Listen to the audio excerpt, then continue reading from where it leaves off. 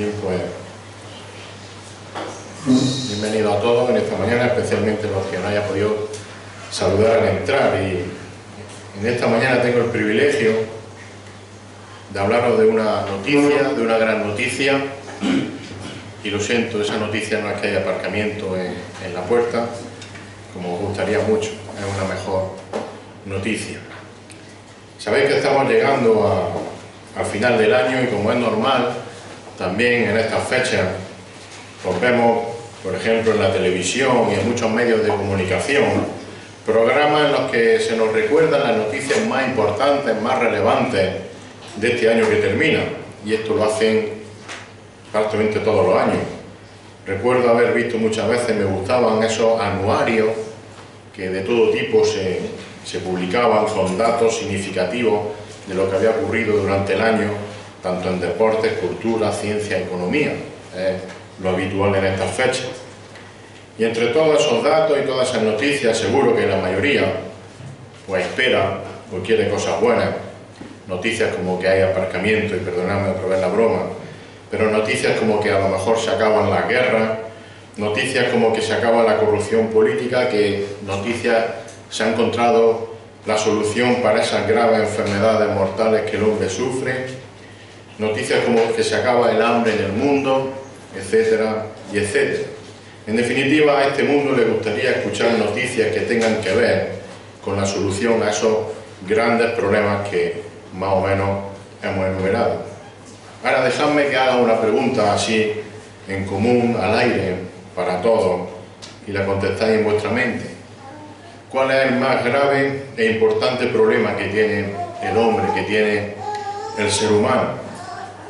La hambruna, el cáncer, la capa de ozono, el medio ambiente, como está de moda, la desigualdad económica, la desigualdad social, la guerra, la aflicción que nos asfixia. Pues dejadme que os diga que el verdadero problema que tiene el ser humano es un problema no físico de este mundo, sino que es un problema eterno. El hambre, una enfermedad, una guerra, un terremoto, cualquier catástrofe te pueden matar físicamente, seguro que sí, pero hay una cosa que se llama pecado. Esa palabra que la sociedad no quiere oír, ese origen de todo mal que al hombre, o el hombre no quiere hacerle caso. Y ese problema, el pecado, fijaros, no solo nos ha matado ya físicamente, sino que también produce muerte eterna. Y la verdad, puedes mirar hacia otro lado, puedes pensar que la eternidad está muy lejos, pero en realidad nuestra presencia es eterna, es para siempre. La vida física en esta tierra es finita, sí. Tu vida puede que termine plácidamente, y así espero que sea, en una cama, con muchos años, rodeado de tus seres queridos. Puede que termine trágicamente en una UCI, al volante de un coche, o de cualquier otra forma trágica o desagradable, pero puedes estar seguro de que la vida terrenal va a terminar y continuará la vida eterna. Y quiera o no quiera, va a continuar. Y lo va a hacer de dos maneras: o con muerte eterna en un sitio que se llama infierno, o con vida eterna junto al Dios al cual hemos adorado y cantado y recordado en esta mañana. Mirad, los políticos, los mandatarios de este mundo se esfuerzan, por lo menos eso parece, o no lo queremos, que se esfuerzan en acabar con las guerras, con los problemas económicos del mundo. Los científicos cada vez consiguen mejores avances y descubrimientos para nuestra salud física, todo ello es cierto.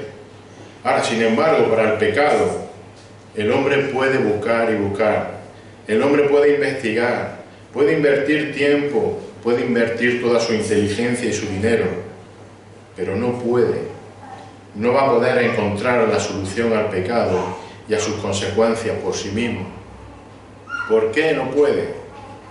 Pues porque la solución al pecado no está en el hombre ni en nada que el hombre pueda hacer. No hay nada que nosotros podamos hacer. Ahora, solo Dios puede. Solo Dios tiene la fórmula para solucionar las graves consecuencias del pecado.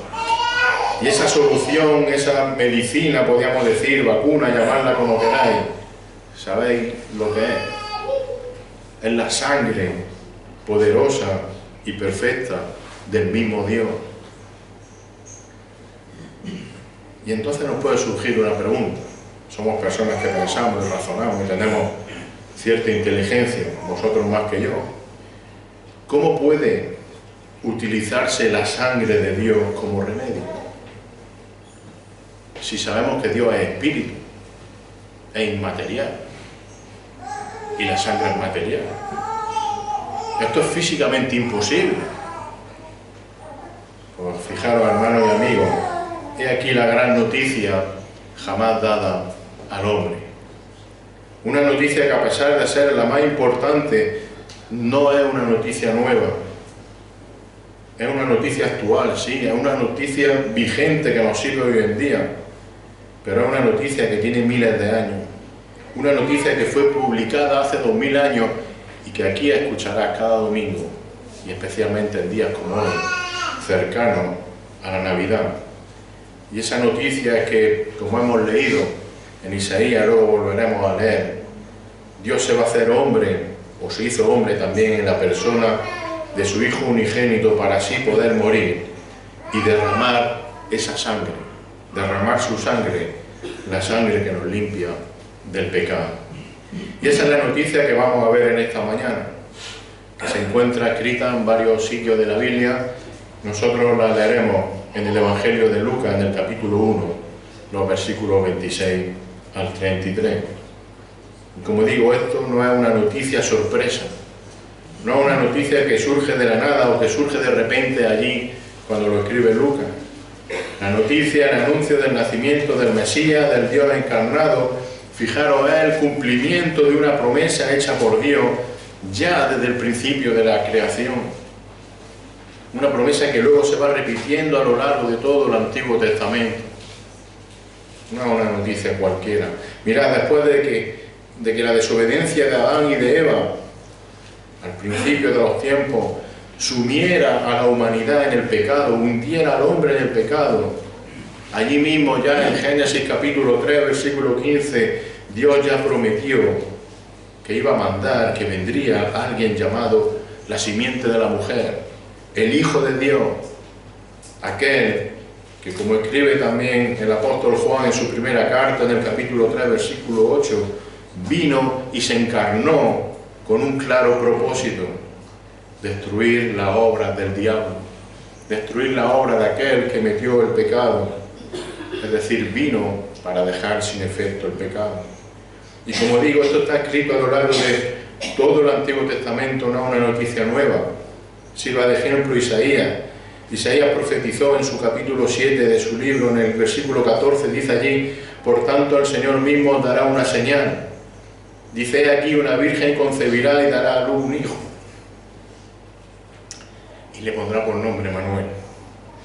Samuel nos lo ha leído esta mañana en Isaías capítulo 9, versículos 6 y 7, porque un niño nos ha nacido, un hijo nos ha sido dado, y la soberanía reposará sobre su hombro, y se llamará su nombre Admirable Consejero, Dios Poderoso, Padre Eterno, Príncipe de Paz. El aumento de su soberanía y de la paz no tendrá un fin sobre el trono de David y sobre su reino, para afianzarlo y sostenerlo con el derecho y la justicia, desde entonces y para siempre.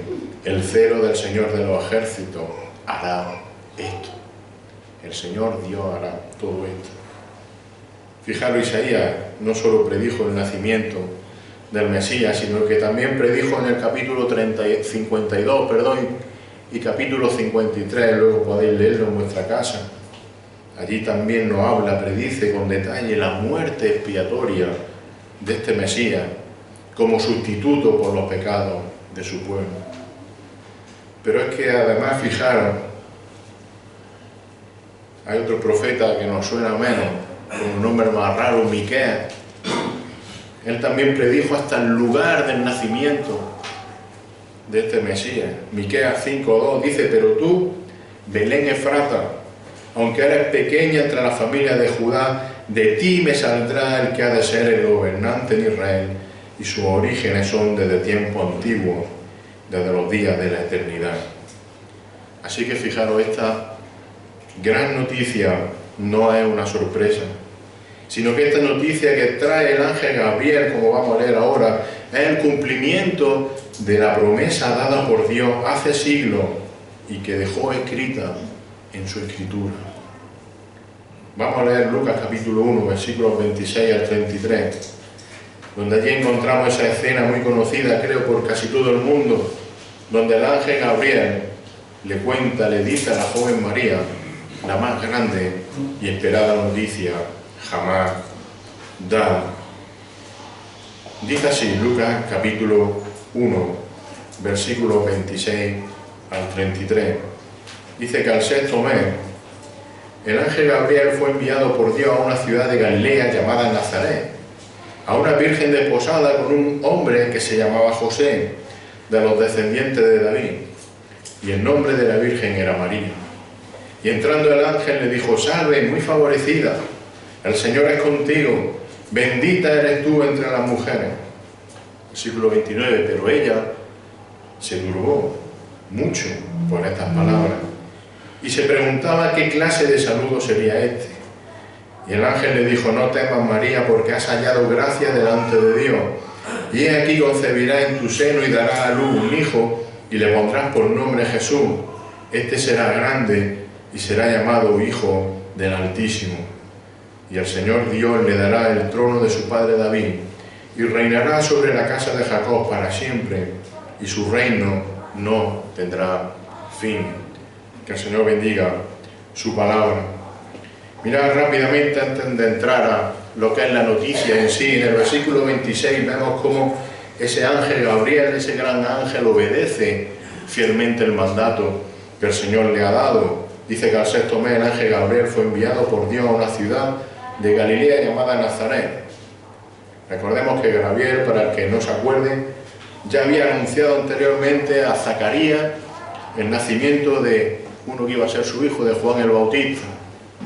Zacarías era el marido de Elizabeth, y Elizabeth ya estaba en ese momento embarazada de 6 meses, y en ese momento Gabriel recibe este nuevo y más grande encargo, el de llevar fielmente este importante anuncio de un nacimiento que el mundo jamás ha conocido. El ángel tiene que anunciar el nacimiento del único y verdadero Salvador, del Señor Jesucristo. Gabriel tiene que anunciar que un bebé va a ser concebido dentro de la matriz de una virgen, sin intervención de ningún varón. Bueno, algo físicamente imposible, sobre todo hace más de 2000 años. Así que humanamente hablando, Gabriel podría haber dicho: pues vaya misión que me está mandando el Señor, vaya encargo que me hace el Señor. ¿Cómo le digo yo a esta mujer esto? Ahora, la enseñanza, lo que podemos aprender aquí de este ángel, es que en ningún momento cuestiona lo que Dios le dice que anuncie. Él obedece fielmente. Esto tengo que decir, esto digo, el Señor lo ha mandado. ¿Y a quién le lleva ese anuncio? Bueno, a María y a José. Versículo 27, ¿quiénes eran María y José?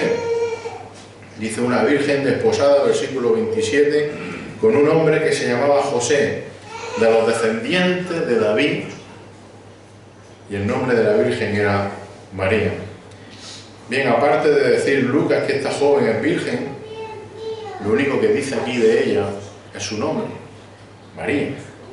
Probablemente María era una joven fiel, de buen testimonio, obediente en aquel tiempo a los mandatos de Dios.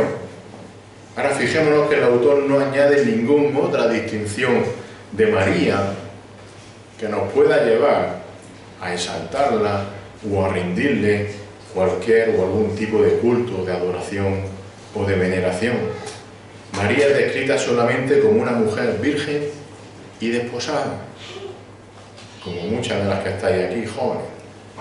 Ahora, lo importante de esta pareja, y Lucas sí lo menciona, esto es lo que menciona de ellos, es que el varón con el que María está desposada, José, el carpintero de Nazaret, era de la casa, era descendiente de ¿quién dice?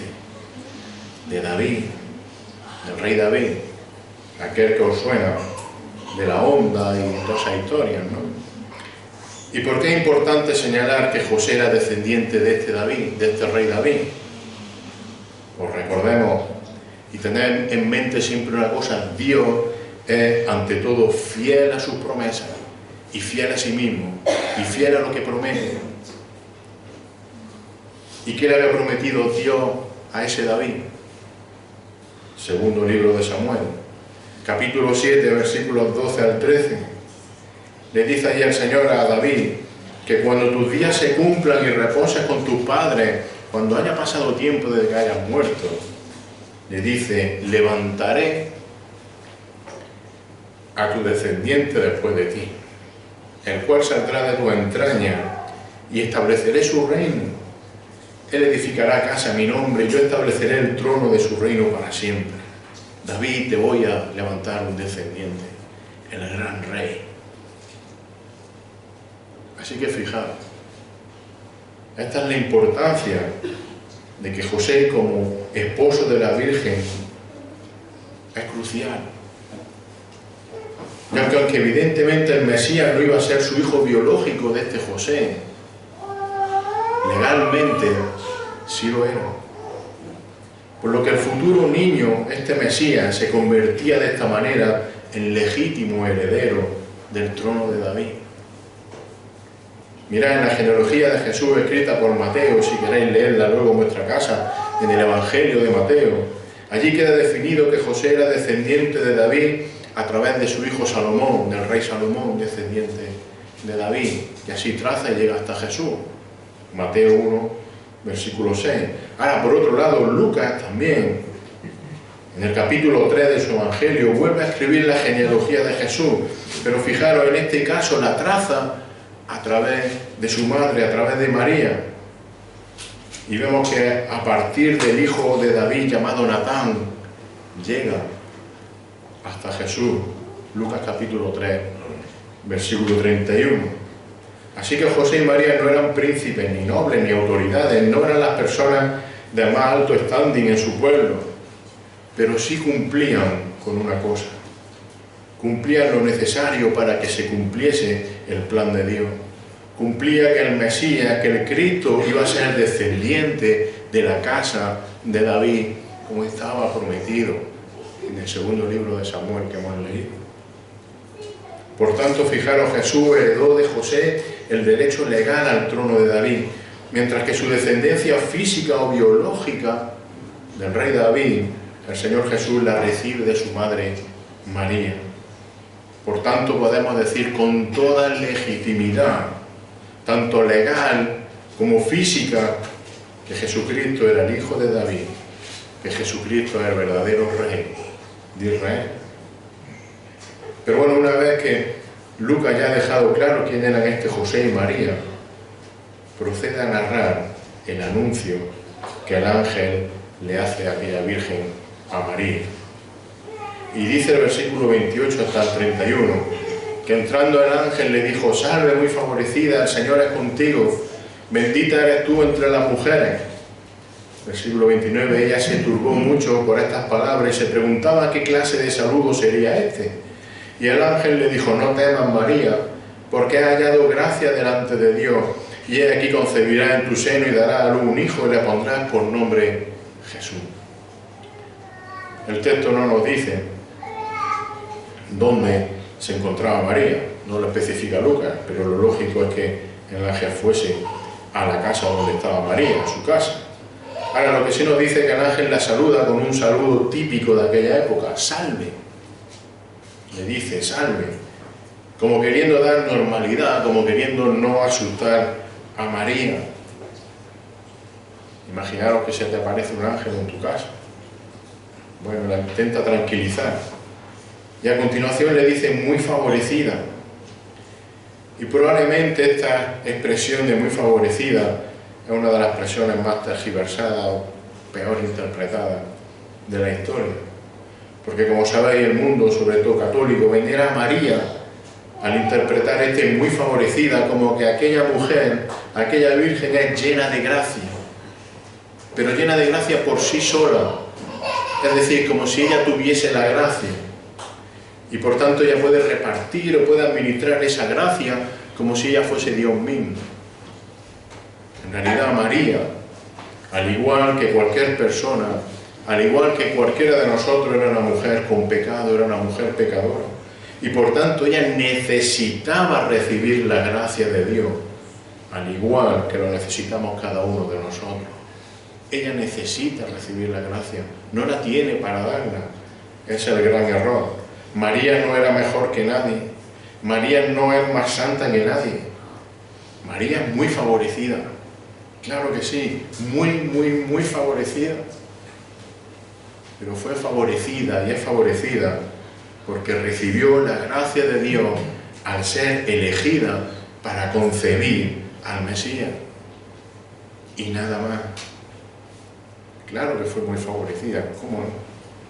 Pero nada más. Ella fue como nosotros, una humilde pecadora, redimida por Dios. Pero el ángel le sigue diciendo a esta María, el Señor está contigo. Y volvemos a recalcar, María necesitaba al Señor. María necesitaba que el Señor estuviese con ella, al igual que nosotros necesitamos que el Señor esté con nosotros. Y esta expresión refuerza esa verdad de que María fue receptora de la gracia de Dios y no dispensadora de esa gracia hacia otros. Porque fijaros, solo a través de Cristo, solo a través de Cristo es como Dios reparte, como Dios regala su gracia. Romanos 3:24, siendo justificado gratuitamente por su gracia, por medio de la redención que es, ¿en quién? En Cristo Jesús. Como dice también la palabra, no hay otro mediador entre Dios y el hombre, solo Cristo. Bueno, María, ante esta aparición del ángel y sobre todo ante estas palabras que recibe, evidentemente escribe Lucas que dice que se turbó, versículo 29. Es decir, estaba confundida, estaba lógicamente perpleja. ¿Por qué estaba turbada, perpleja, confundida? Seguro que ella, reconociendo su propia condición de pecadora, no entendía cómo y por qué Dios la estaba bendiciendo y favoreciendo con su gracia. Queridos hermanos, sobre todo hermanos, los creyentes, me dirijo ahora, os pregunto, ¿cuánto tiempo hace que no te quedas perplejo? Que no te quedas asombrado, maravillado al ver la gracia que Dios ha derramado sobre ti. Porque recuerda que cuando estábamos, y yo el primero, muertos por nuestro pecado, Dios nos bendijo, nos favoreció con su sublime gracia al redimir nuestro pecado con la sangre preciosa de Cristo, como hemos recordado. Y reconocer esto creo que es para, como le pasó a María, quedarnos perplejos, quedarnos turbados, quedarnos maravillados. Ahora vemos que el ángel rápidamente le dice a esta joven María, en el versículo 30, no temas, estaba turbada, no temas María. María, tranquilizada por el ángel, le explica que no debe tener temor y le dice, porque has hallado gracia delante de Dios. El ángel venía con un mensaje de bendición para María. Dios, de forma soberana, había decidido usarla para llevar a cabo su perfecto plan de redención. Eres favorecida. Ahora fijémonos, la cuestión no es aquí el mérito, la cuestión no es el merecimiento que tenía María, la cuestión aquí es la gracia soberana de Dios. Esa gracia que está normalmente fuera de toda lógica humana, que te da lo que no merece, que te da lo contrario de lo que merece. Mereces la muerte y te da vida.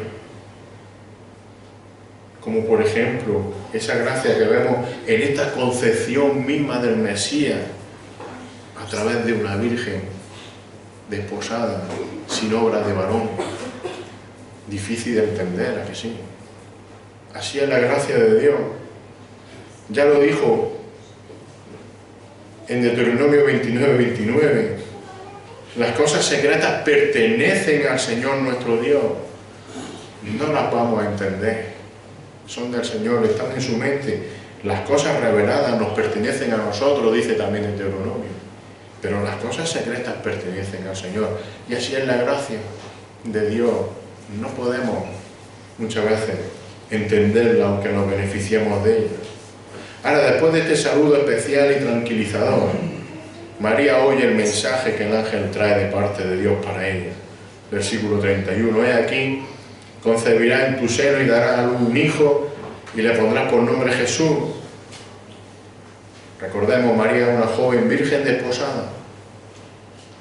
Así que si ya estaba perpleja por ese saludo del ángel, escuchar ahora que va a concebir un hijo en sus condiciones, virgen, desposada, es decir, como novia, sin estar casada, le iba a dejar ya confundida del todo.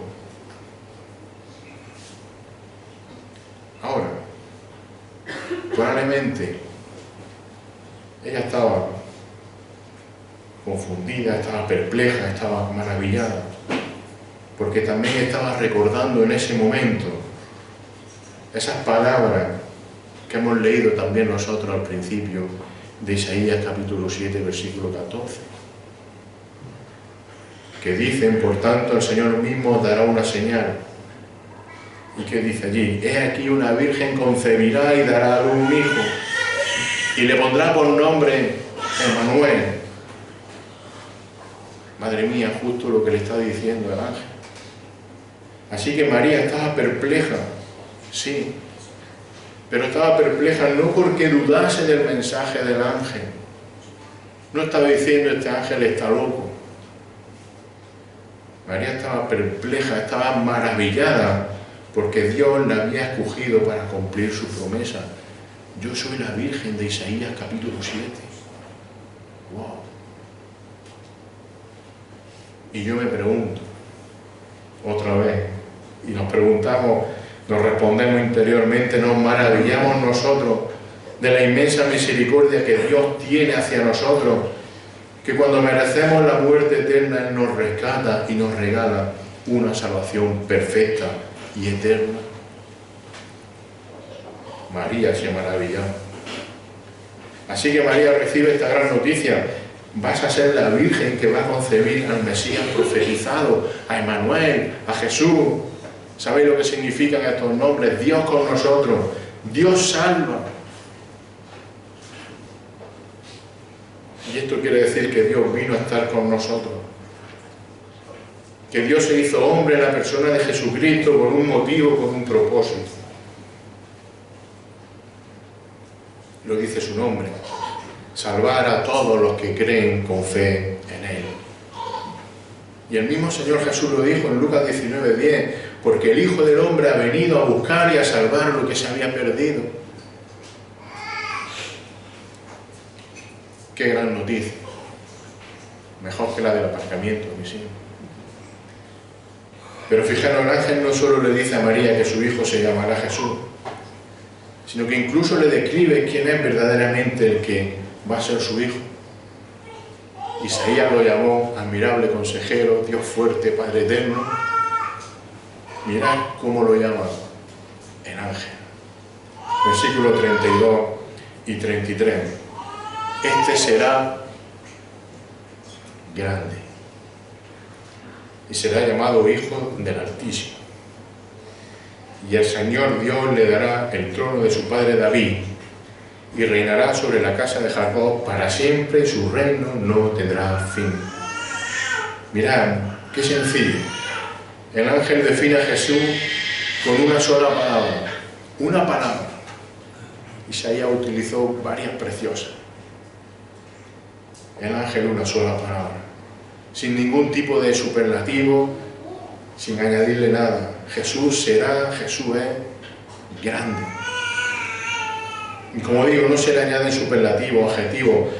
No dice que Jesús es muy grande. No dice que Jesús es extremadamente grande. Ni cualquier otro adjetivo que se nos ocurra. ¿Por qué? Pues porque Jesús es simplemente grande. Es decir, su grandeza es intrínseca a Él mismo. Va con Él, por así decirlo, es total, es inmedible. La mente humana no tiene capacidad para medir la grandeza de Jesús. Yo me paso el día midiendo y calculando. La grandeza de Jesús es inmedible, incalculable, simplemente grande. El lenguaje humano no tiene palabras para describir la grandeza de Jesús. Ahora, ¿por qué Jesús es grande de esta manera? Simplemente porque Jesús es Dios. Jesús es grande por su propia naturaleza divina, porque como escribió también el apóstol Pablo en Efesios 1:21, Cristo está muy por encima de todo principado, de toda autoridad, poder, dominio y de todo nombre que se nombra, no solo en este siglo, sino también en el venidero, dice. Y Jesucristo es grande porque, como hemos dicho, posee la naturaleza de Dios. El ángel dice de él que será llamado ¿Hijo de quién? Del Altísimo. El Hijo del Altísimo. Y yo siempre pongo este ejemplo. Cuando vemos a una persona que se parece, es idéntico a su padre, ¿qué solemos decir? Bueno, se nota que es hijo de su padre, ¿no? Anda como él, habla como él, gesticula como él, tiene los mismos defectos que su padre. Ya pillase yo alguna virtud del mío, pero somos así. Mirad, de la misma manera, identificar a Jesús como el Hijo del Altísimo es afirmar rotundamente que Él tiene la misma esencia de Dios. Por eso el mismo Jesús pudo decir en Juan 10:30, yo y el Padre, que dice allí, somos uno o uno somos. Yo soy Dios. Así que, hermanos y amigos, estamos ante la más grande noticia que jamás se ha dado en la historia. Ese niño que iba a ser concebido de forma milagrosa en la matriz de aquella joven virgen es el mismo Dios encarnado. Es el Mesías, es Cristo Jesús, el Salvador perfecto y justo, aquel que es sin pecado en todo lo que pensó, en todo lo que dijo y en todo lo que hizo. Es Dios perfecto. Y este Jesús es el que estaba designado por Dios Padre, fijaros, también para ser entregado como sacrificio santo y agradable, convirtiéndose así en el perfecto y único sustituto por nuestros pecados. Cristo Jesús, el que es grande en toda su naturaleza, en toda su esencia, el que es conocido como el Hijo del Altísimo, nació milagrosamente para ser tu sustituto en la cruz del Calvario. Gran noticia. Pero fijaros, la noticia no queda ahí. Jesús nació, Jesús murió en la cruz, como estaba escrito. Pero también estaba escrito que Jesús iba a resucitar. Y Jesús resucitó. Y por eso lo tenemos escrito aquí de estar. Él está vivo. Él resucitó. Jesús vive porque el Padre tiene otro propósito más para Él. Vino a salvar lo que estaba perdido, sí. Pero dice en el versículo 32, hay otro propósito, el de recibir el trono de su padre David. Y recordad, lo dijimos antes de pasada, el Señor Jesucristo era heredero legítimo ¿de quién? De David. Heredero legítimo del trono de David, por medio de su padre José, por medio de su madre biológica María. Así que fijaros, el reinado de Jesús será tanto físico en Israel, cuando Él vuelva y regrese y reinará 1000 años desde Jerusalén para todo el mundo, en lo que se llama el milenio, pero también va a reinar espiritualmente y físicamente también por toda la eternidad. Por eso dice el ángel en el versículo 33, reinará sobre la casa de Jacob para siempre y su reino no tendrá fin. Su reino no tendrá límite. Su reino será eterno en el tiempo. Y queridos, esta es la noticia más grande e importante de la historia para el ser humano. Ahora bien, el destino eterno de las personas, ¿sabemos cuál es el destino eterno de Jesucristo? reinar por siempre. El destino eterno de las personas, es decir, tu destino eterno, mi destino eterno, está determinado de cómo responda al llamado de Jesús. Mirad, él mismo lo advirtió, no es cosa mía. De verdad, yo solo leo lo que dice la Biblia. Jesús dijo en Juan 8:24, porque si no creéis que soy yo, que yo soy el grande, el Hijo del Altísimo,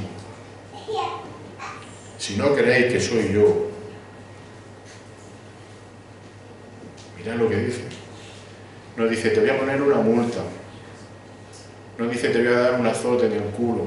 Perdonadme que hable así. Quiero que se entienda, que sea fácil. ¿Sabéis lo que dice? Y esta es una noticia urgente. Si no creéis que soy yo, moriréis en vuestros pecados. Eso lo dice el Señor, no lo digo yo. Así que Jesús, ese niño anunciado por el ángel a aquella joven, a aquella Virgen María en Nazaret, el que es grande, el Hijo del Altísimo, el que, como hemos leído, va a reinar eternamente, el que te dice que creas en Él, porque si no estás muerto en tu pecado, es aquel del que también el apóstol Pedro predicó, lleno del Espíritu Santo, y dijo en Hechos 4:12, y esto es también parte de la gran noticia, quédate con esto, y yo te ruego que lo hagas tuyo en tu corazón. Dice Hechos 4:12, en ningún otro hay salvación, porque no hay otro nombre bajo el cielo dado al hombre, en el cual podamos ser salvos. Y esa es la gran noticia. Dios se hizo hombre en la persona de Jesucristo para que crea y pueda ser salvo. Que el Señor bendiga su palabra. Señor, te alabamos y te adoramos en esta mañana como el Señor y Salvador de todos aquellos que vienen a ti con fe y arrepentimiento. Señor, y te rogamos, te pedimos, te suplicamos que tu palabra, Señor, torpe y humildemente expuesta en esta mañana, sea utilizada por tu Santo Espíritu para que tú transformes corazones de muerte a vida en esta mañana o en cualquier sitio donde se predique tu palabra. Tú eres Señor y eres Salvador, eres grande, eres el Hijo del Altísimo, eres aquel que venció la muerte y eres aquel que limpia el pecado. Señor, salva tú, Señor, corazones que vengan a ti en arrepentimiento. En el nombre de Jesús.